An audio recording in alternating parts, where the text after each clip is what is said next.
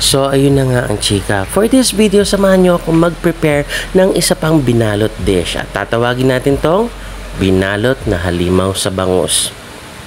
So, napakadali lang. I-marinate lang natin yung ating bangus for 30 minutes sa suka. Gumamit ako ng toasted garlic and then salt and pepper. Hiniwa ko na rin yung ating itlog na maalat, kamatis, at nag-chop ako ng kinchay and then pinrepare ko ng ating suka. So, pinrito ko na yung bangus and then nagdagdag din ako ng pritong saging na saba. So, for assemble, napakadali lang. Sa dahon ng saging na dinarang natin, maglagay ng 1 cup of rice. And then, on top of that, ilagay natin yung ating bangus.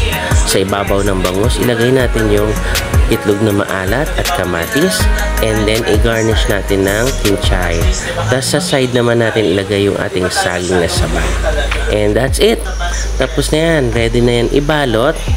So, by the way, if you like this video at hindi ka pa nakasubscribe, please subscribe to our channel. It's Allen and RC channel here on YouTube. And that's it. See you on our next recipe. Bye!